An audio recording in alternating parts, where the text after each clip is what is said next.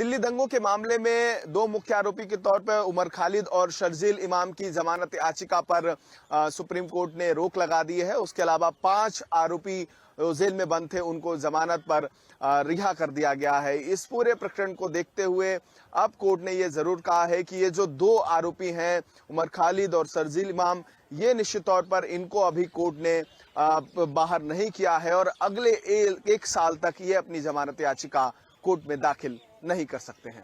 Supreme court ने दिल्ली दंगे के मामले में 5 अन्य आरोपियों को जमानत दे दी है।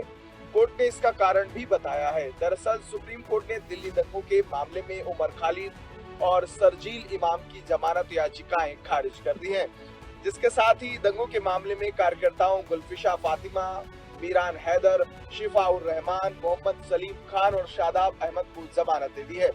सुप्रीम कोर्ट ने अपने फैसले में कहा है कि उमर खालिद और शर्जील इमाम की स्थिति दिल्ली दंगे के मामले में अन्य आरोपियों की तुलना में अलग है।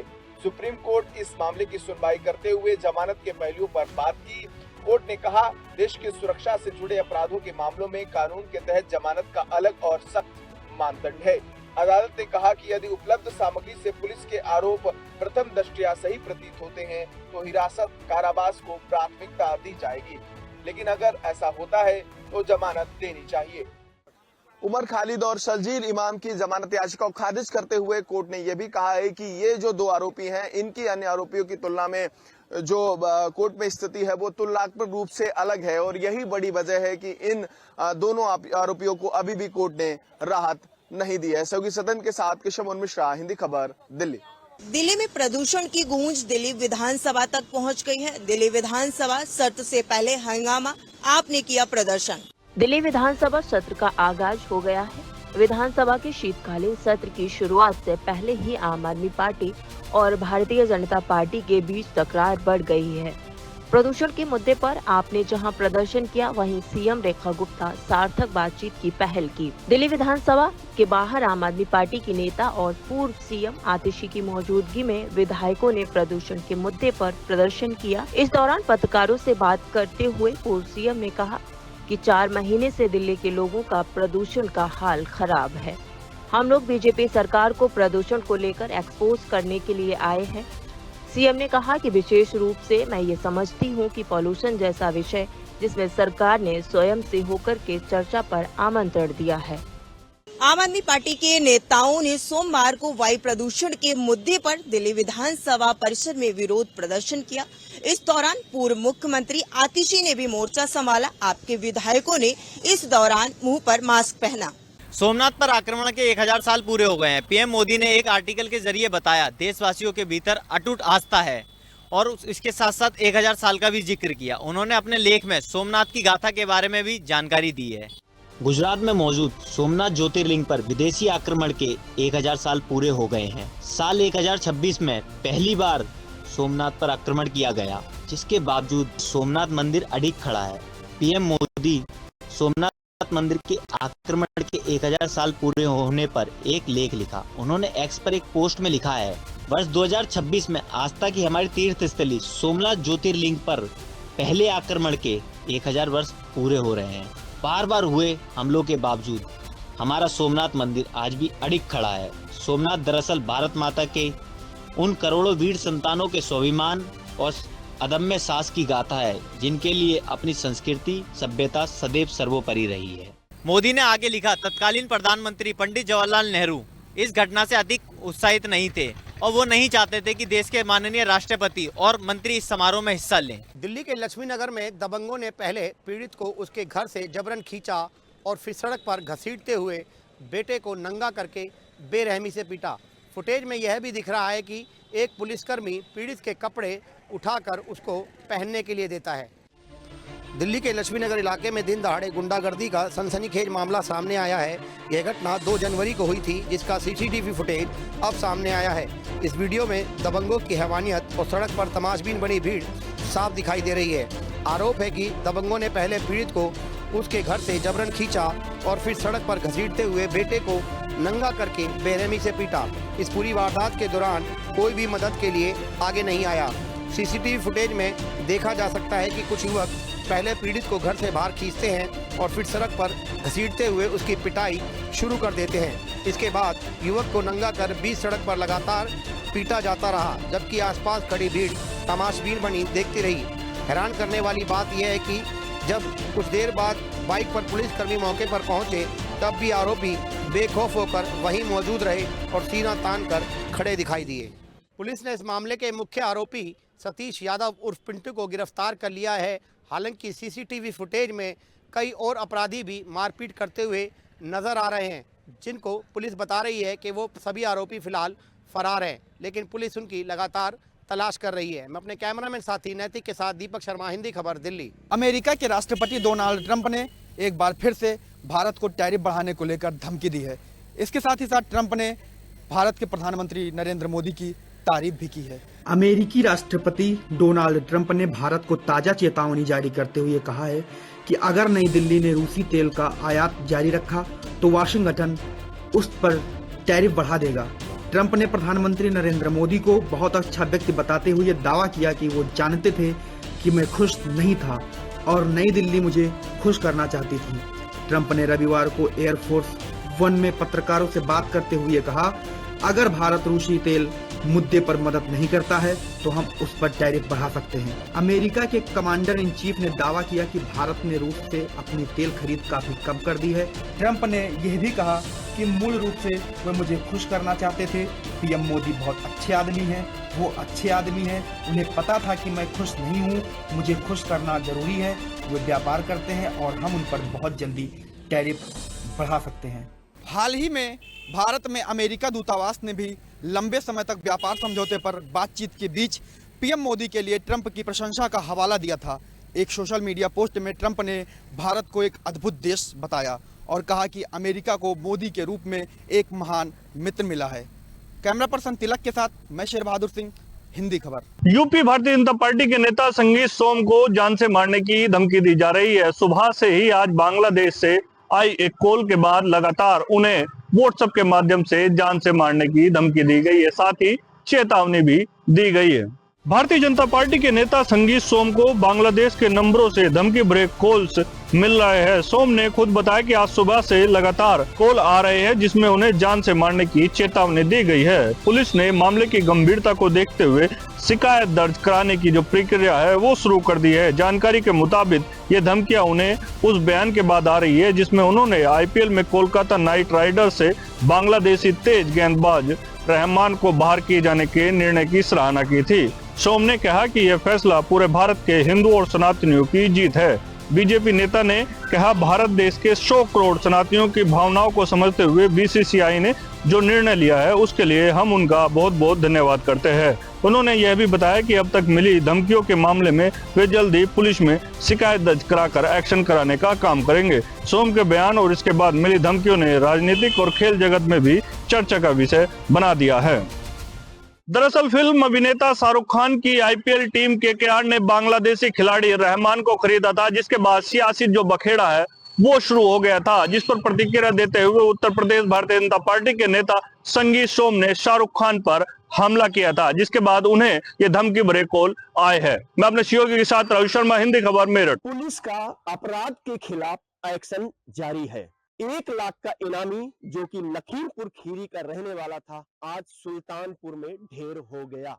यूपी के सुल्तानपुर में सोमवार को तड़के एसटीएफ और पुलिस की संयुक्त टीम ने मुठभेड़ में एक शातिर बदमाश को मार गिराया। वो लखीमपुर खीरी जिले का रहने वाला इनामिया बदमाश था।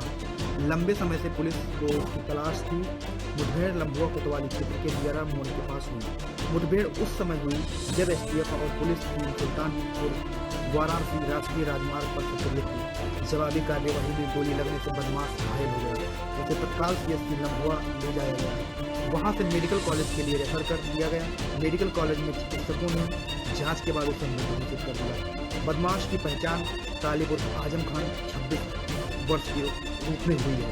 ये लखीमपुर खीरी जिले के प्रधान थाना क्षेत्र के गौरिया का रहने वाला था। उसके आपराधिक इतिहास की जांच की जा रही है। बताया गया कि इस पर लखीमपुर में कई मुकदमे दर्ज है। 2017 से पहले अपराध का बोलबाला था, लेकिन महज 8 साल में यूपी से अपराध अब खत्म होता दिख रहा है। ब्रिजेश श्रीवास्तव, हिंदी खबर, सुल्तानपुर। अंकिता भंडारी हत्याकांड मामले में सीबीआई जांच की मांग को लेकर जनता और विपक्षी दल का जो आक्रोश है वो सोशल मीडिया से लेकर सड़कों में देखने को मिल रहा है और यही नतीजा है कि बीते दिनों तमाम जो विपक्षी दल हैं और आम जनता सड़कों पर उतरी, उन्होंने सीएम आवास कूच किया और सरकार से मांग की कि इस मामले की सीबीआई जाँच हो और इस मामले में वो वीआईपी कौन था जिससे अंकिता को स्पेशल सर्विस देने की जो मांग है वो की जा रही थी, उसका पता लगाया जाए और जल्द से जल्द उसे सजा दी जाए। साल 2022 में वनंतरा रिजॉर्ट में काम करने वाली पौड़ी गढ़वाल की रिसेप्शनिस्ट अंकिता भंडारी की हत्या हो गई थी। इस हत्याकांड ने पूरे प्रदेश को झकझोर कर रख दिया था। घटना के बाद धामी सरकार ने सख्त रुख अपनाते हुए मामले की जांच के लिए एसआईटी का गठन किया था। एसआईटी जांच पूरी होने के बाद वनंतरा रिजॉर्ट के मालिक पुलकित आर्य, उसके 2 कर्मियों सौरभ भास्कर और अंकित गुप्ता के खिलाफ चार्जशीट अदालत में दाखिल की गई थी। लंबी न्यायिक प्रक्रिया और सुनवाई के बाद मई 2025 में अदालत ने तीनों अभियुक्तों को हत्या का दोषी ठहराया था और उन्हें आजीवन कारावास की सजा सुनाई थी।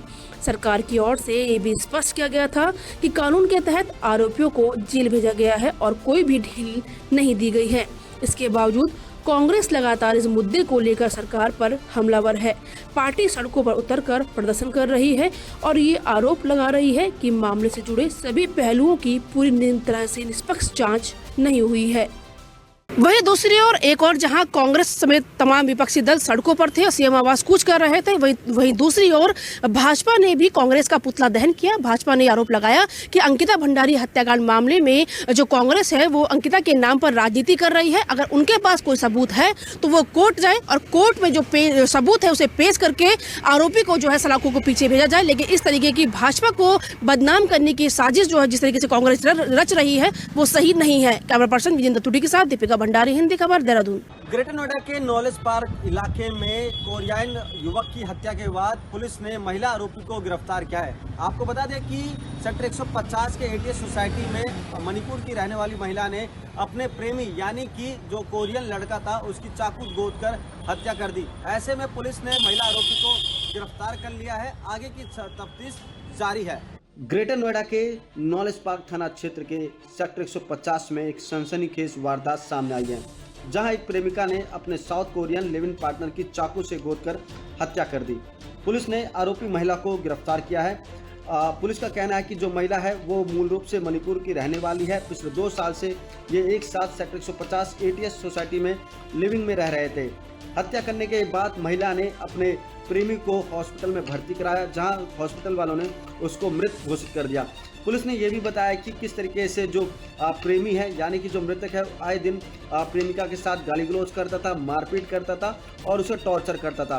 कल शराब के पार्टी के दौरान प्रेमिका ने प्रेमी के ऊपर कई बार चाकू से वार किया। ऐसे में हॉस्पिटल ले जाते वक्त उसकी मौत हो गई और पुलिस ने प्रेमिका को गिरफ्तार कर लिया है। आगे की कार्रवाई जारी है। ग्रेटर नोएडा पुलिस का कहना है कि दोनों के बीच देर रात पार्टी चल रही थी और ऐसे में दोनों ने शराब किया था और शराब के नशे में ही महिला ने चाकू गोदकर उसकी युवक की हत्या कर दी। यूपी के बुलंदशहर में उस वक्त सनसनी फैल गई जब स्कॉर्पियो सवार बदमाशों ने बुलंदशहर सदर के पूर्व बसपा विधायक मरहूम हाजी अलीम के भतीजे को पीट कर मौत के घाट उतार दिया।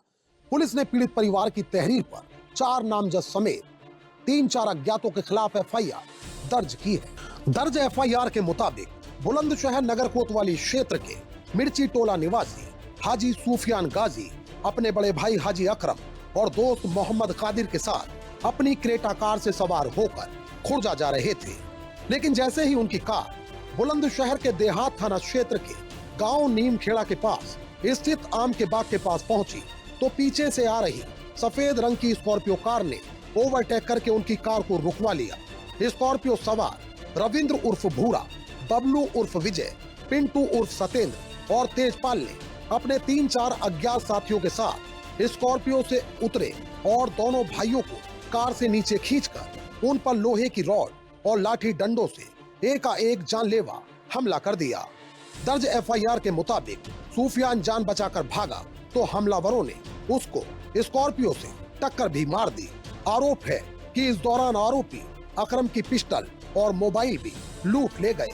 वहीं सूचना के बाद जब परिवारजन सूफियान को अस्पताल लेकर पहुंचे तो डॉक्टरों ने उसे मृत घोषित कर दिया, जबकि अकरम अभी भी अस्पताल में उपचाराधीन है। बता दें कि बुलंदशहर पुलिस फिलहाल पीड़ित परिवार की तहरीर पर FIR दर्ज कर चुकी है, जबकि बुलंदशहर SSP दावा करते हैं कि मामले में कई टीमों का गठन किया गया है। जल्द ही आरोपियों की गिरफ्तारी की जाएगी। अपने सहयोगी चांद मलिक के साथ मैं साजिद सैफी, हिंदी खबर। बतौर मुख्यमंत्री योगी आदित्यनाथ ने उत्तर प्रदेश की जब से कमान संभाली है तब से लगातार उत्तर प्रदेश में जनता से सीधे संवाद करने का काम बड़े स्तर पर मुख्यमंत्री योगी आदित्यनाथ के द्वारा किया जाता है। इसी क्रम में जहां पर मुख्यमंत्री योगी आदित्यनाथ अभी तक की जनता दर्शन करने का कार्यक्रम करते थे, वहीं पर अब जनता से संवाद करने तथा अपने विचारों को जनता तक पहुंचाने के लिए साफ तौर पर मुख्यमंत्री योगी आदित्यनाथ ने नई मुहिम शुरू की है, जिसके तहत मुख्यमंत्री योगी आदित्यनाथ योगी की पाती नाम के तहत संदेश देने का काम जनता को करते हैं। इसी क्रम में आज मुख्यमंत्री योगी आदित्यनाथ ने डिजिटल अरेस्ट को लेकर बड़े स्तर पर पत्र लिखा है, जिसमें कि साफ तौर पर लोग डिजिटली जो लगातार अलग अलग जगहों पर जो साइबर ठगी के शिकार हो रहे हैं उससे कैसे बचें और किस तरीके से अपनी जो पर्सनल चीजें हैं उसको सेव कर सके, इसको सुरक्षित रख सके, उसके लिए पूरी तरीके से जनता से बातों को साझा किया है। उत्तर प्रदेश के मुख्यमंत्री योगी आदित्यनाथ ने प्रदेश की जनता के नाम एक विशेष पत्र योगी की पाती साझा किया है। इस पत्र के माध्यम से उन्होंने लगातार बढ़ते डिजिटल अरेस्ट जैसी ठगी से प्रदेश वासियों को आगाह किया है। तकनीकी प्रगति के साथ साथ बढ़ते साइबर अपराधों के प्रति प्रदेश वासियों को सावधान रहने का कड़ा संदेश दिया है। मुख्यमंत्री योगी आदित्यनाथ ने स्पष्ट किया है कि मोबाइल और कंप्यूटर ने जीवन को सुगम तो बनाया है, लेकिन इसके साथ ही साइबर ठगी की चुनौतियां भी बढ़ गई हैं। पत्र में सीएम योगी ने डिजिटल अरेस्ट जैसे भ्रामक शब्दों के खिलाफ नागरिकों को सचेत किया है। उन्होंने साफ शब्दों में कहा कि देश के किसी भी कानून में डिजिटल अरेस्ट जैसी कोई व्यवस्था नहीं है। अपराधी अक्सर इन झूठे शब्दों का प्रयोग कर मासूम नागरिकों को डराते धमकाते हैं और उनसे पैसा वसूलते हैं। उन्होंने स्पष्ट किया है कि पुलिस या कोई भी सरकारी एजेंसी वीडियो कॉल, व्हाट्सएप या सोशल मीडिया के माध्यम से किसी व्यक्ति को गिरफ्तार नहीं करती है और न ही कभी किसी से पैसे की मांग करती है। मुख्यमंत्री योगी आदित्यनाथ ने साफ तौर पर अपनी पार्टी में सभी से अपील की है कि जिस तरीके से डिजिटल अरेस्ट को एक भ्रामक शब्द के तौर पर यूज करके लगातार कई लोग आम लोगों को, सीधे साधे भोले भाले लोगों को लगातार ठगी का शिकार बना रहे हैं, ऐसे लोग पूरी तरीके से सावधान रहें और पूरी तरीके से कानून का सहारा लें। कहीं पर भी इस तरह की बातें अगर निकलकर सामने आती हैं तो लोग इसमें पैनिक ना हो और पूरी तरीके से कानून का सहारा लेते हुए संबंधित साइबर थाने पर पूरी तरीके से अपनी बात रखें, जिससे कि जो कानून को अपने हाथ में ले रहे हैं, जो लगातार लोगों को भ्रामक स्थिति में डालकर डरवा कर उनसे ठगी करने का काम कर रहे हैं, उनके ऊपर कड़ी कार्यवाही की जा सके। कैमरामैन मनोज के साथ मैं विक्रम सिंह राठौर, हिंदी खबर। संभल में बिजली चोरी के खिलाफ एक बड़ा अभियान चलाया जा रहा है। जब सुबह 5 बजे लोग घरों में सो रहे थे तो डीएम और एसएसपी के नेतृत्व में पुलिस विभाग की टीम ने और बिजली विभाग की टीम ने छापेमारी शुरू कर दी। जहां संभल में बीते दिन रविवार को मस्जिद से लेकर के मदरसे पर सुबह से लेकर के शाम तक कार्रवाई चली, तो आज संभल में पुलिस और प्रशासन ने बिजली चोरी के खिलाफ एक बड़ा एक्शन शुरू कर दिया है। रायसत्ती थाना क्षेत्र में आज सुबह 5 बजे से व्यापक छापेमारी की गई। इस कार्रवाई में बिजली विभाग के अधिकारी कर्मचारी भी शामिल हैं। डीएम राजेंद्र पेंसिया और एसपी के विश्नोई की अगुवाई में भारी पुलिस बल तैनाती रही। प्रशासन का कहना है कि छापेमारी के दायरे में धार्मिक स्थल भी आ सकते हैं। करीब 60 से 70 गाड़ियों से अधिकारी और कर्मचारी मौके पर पहुंचे हैं। सराय तरीन के नवाब खेल मोहल्ले में चल रही इस चेकिंग से इलाके में हड़कंप मच गया। अधिकारियों ने बताया कि अवैध कनेक्शन और कटिया डाल करके बिजली चोरी करने वालों के खिलाफ सख्त कार्रवाई की जाएगी। संभल में रविवार को 2 अवैध मस्जिदों को और एक मदरसे को ढहा दिया गया। दोनों एक्शन असमोली थाने के हाजीपुर में हुए।